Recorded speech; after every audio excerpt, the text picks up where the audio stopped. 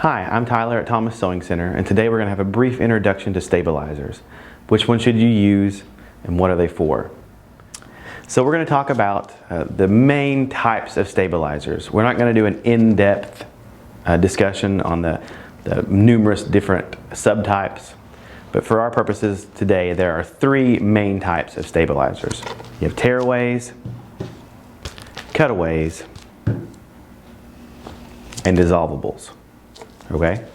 The first type, tearaways, this is used in anything that does not need permanent stabilization.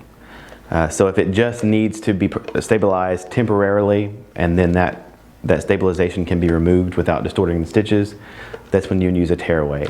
Some examples would be things like tea towels, quilt blocks, anything like that that's a solid cotton fabric.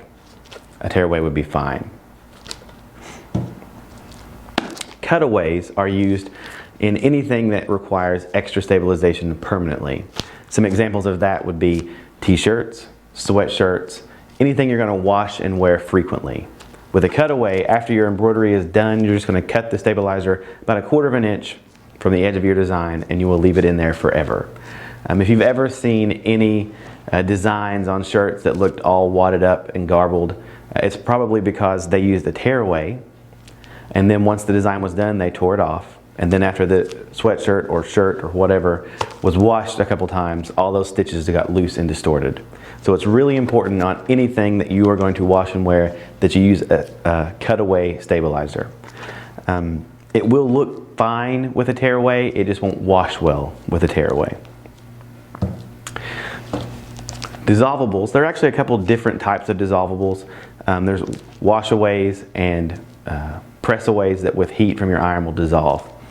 The main reason that you would use a dissolvable, most of the time it's used as a topper.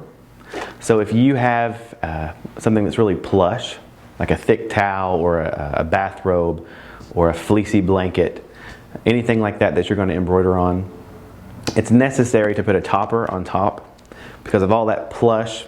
When you embroider on that, your stitches will sink way down into it and they'll look terrible. But with a topper, and the topper does not need to fill your whole hoop. Unlike the backing stabilizer, the topper just needs to be big enough to cover the area that it's sewing in.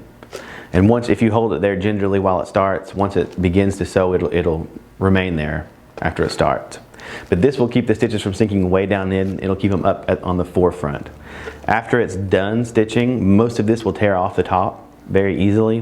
Whatever doesn't, if you use a wash away dissolvable, you can take a damp cloth or a wet paper towel and dab it around and all the excess will come off.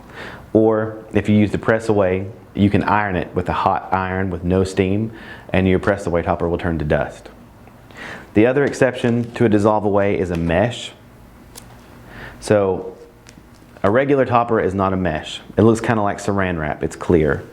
If you see a water soluble stabilizer that's a mesh, the mesh is designed to actually provide stabilization. So you would not want to use that as a topper. And it's going to be more expensive than the clear saran wrap topper. This would be used for things that need strong stabilization while they're stitching, but after the fact require none. An excellent example of that would be a freestanding lace design, or a design on something that's really delicate, like a scarf.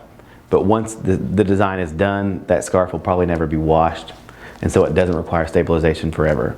So the mesh actually provides stabilization. The clear is used only as a topper.